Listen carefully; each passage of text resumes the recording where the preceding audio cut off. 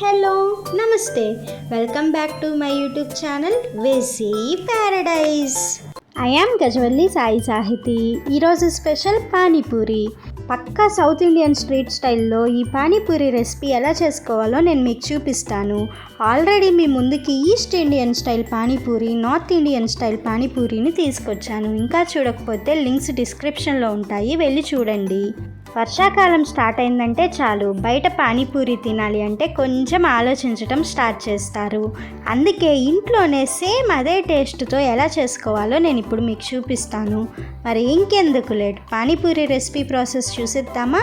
Let's begin the recipe process.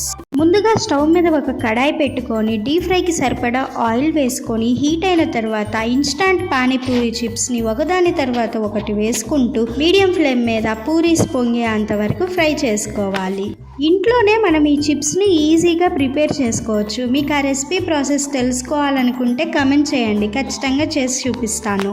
Puris ఇలా ready చేసుకొని పక్కన పెట్టుకున్న తర్వాత స్టఫింగ్ కోసం ఫస్ట్ అయితే ఒక కప్పు పచ్చి బఠానీలు 8 నుంచి 10 గంటలు నానబెట్టుకోవాలి. ఇన్ కేస్ మీకు కనుక అంత టైం లేదనుకోండి, వేడి నీళ్ళల్లో కొంచెం బేకింగ్ సోడా యాడ్ చేసుకొని ఒక 4 నుంచి 5 గంటలు నానబెట్టుకుంటే సరిపోతుంది. ఒక కప్ అంటే అప్రాక్సిమేట్గా 2 గుప్పెళ్ళు పచ్చి బఠానీలు సరిపోతాయి. నానిన పచ్చి బఠానీలను ఒక్కసారి వాష్ చేసుకొని ఉడికించుకోవడానికి సరిపడా వాటర్ని తీసుకొని అందులో మీ టేస్ట్కి తగినంత కల్లుప్పు, కొంచెం పసుపు యాడ్ చేసుకొని ఒక్కసారి అలా మిక్స్ చేసుకొని బాగా మెత్తగా ఉడికించుకోవాలి. అలాగే 2 మీడియం సైజు బంగాళదుంపలు తీసుకొని ఈ విధంగా కట్ చేసుకొని అందులో కూడా కొంచెం కల్లుప్పు, కొంచెం పసుపు యాడ్ చేసుకొని వీటిని కూడా మెత్తగా ఉడికించుకోవాలి. ఇన్ కేస్ బఠానీలు, బంగాళదుంపలు ఉడికించుకోవడానికి మీరు కనుక ప్రెషర్ కుక్కర్ యూజ్ చేస్తున్నట్లు అయితే 5 లేదా 6 విజిల్స్ రానివ్వండి. ఈ 2 ఉడికేలోపు మనం పానీ రెడీ చేసుకోవాలి. పక్కా స్ట్రీట్ స్టైల్ అంటే మరి పానీ లేకుండా ఎలాగా? దానికోసం ఒక చిన్న నిమ్మకాయ సైజ్ అంత చింతపండుని తీసుకొని కొంచెం సేపు వాటర్లో నానబెట్టుకున్నారు అంటే ఈ విధంగా తయారవుతుంది. ఇప్పుడు దీనిని కొంచెం నలుపుకుంటూ చింతపండు గుజ్జుని తయారు చేసుకోవాలి. ఈ విధంగా రెడీ అయిన చింతపండు గుజ్జుని స్ట్రైన్ చేసుకున్నాము అంటే వేస్ట్ మొత్తం సపరేట్ అయిపోతుంది. ఇక్కడ నేను 1/2 లీటర్ పానీ రెడీ చేసుకోవడానికి మెజర్మెంట్స్ చెప్తున్నాను, మీరు దాన్ని బట్టి క్వాంటిటీస్ని అడ్జస్ట్ చేసుకోండి. ఈ విధంగా పల్ప్ అండ్ వేస్ట్ని సపరేట్ చేసుకున్న తర్వాత ఇందులో 1 teaspoon black salt add చేసుకొని ఒక్కసారి అలా మిక్స్ చేసుకోవాలి. తర్వాత 1 teaspoon chaat masala add చేసుకొని మరొక్కసారి కలుపుకోవాలి. ఇప్పుడు ఇందులో మీ టేస్ట్కి తగినంత సాల్ట్ యాడ్ చేసుకొని ఒక్కసారి మిక్స్ చేసుకొని పక్కన పెట్టుకొని మిగిలిన ప్రాసెస్ చూసేద్దాం రండి. ఇప్పుడు స్టవ్ మీద ఒక కడాయి పెట్టుకొని బాగా హీట్ అయిన తర్వాత ఇందులో 1 టేబుల్ స్పూన్ ధనియాలు, 1 టీ స్పూన్ జీలకర్ర, 1 టీ స్పూన్ వాము యాడ్ చేసుకొని జస్ట్ కొంచెం సేపు అలాగా టాస్ చేసుకున్నాము అంటే కొంచెం హీట్ అవుతాయి. అప్పుడు వెంటనే స్టవ్ ఆఫ్ చేసుకొని వాటిని మిక్సర్ జార్లోకి ట్రాన్స్ఫర్ చేసుకోండి. మరీ ఎక్కువ రోస్ట్ చేసుకోకండి, జస్ట్ అలా హీట్ అయితే సరిపోతుంది.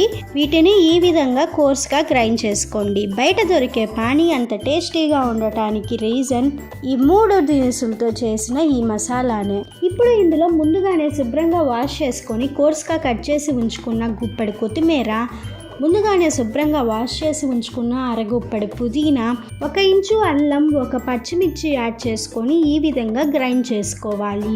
ఇప్పుడు ఇందులో కొంచెం వాటర్ యాడ్ చేసుకొని మరొక్కసారి గ్రైండ్ చేసుకున్నాము అంటే ఈ విధంగా మారుతుంది.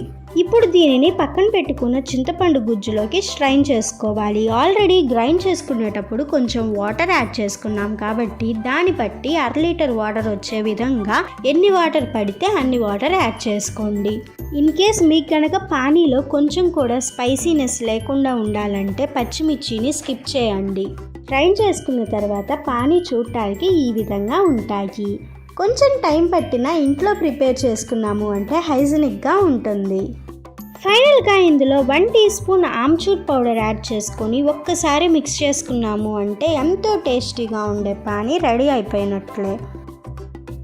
సో పానీ రెడీ అయ్యేలోపు ఈ విధంగా పచ్చి బఠానీలు ఉడికిపోయాయి అండ్ బాగా కుక్ అయిన పొటాటోస్ని ఇలాగ పీల్ కూడా రిమూవ్ చేసి పక్కన ఉంచాను.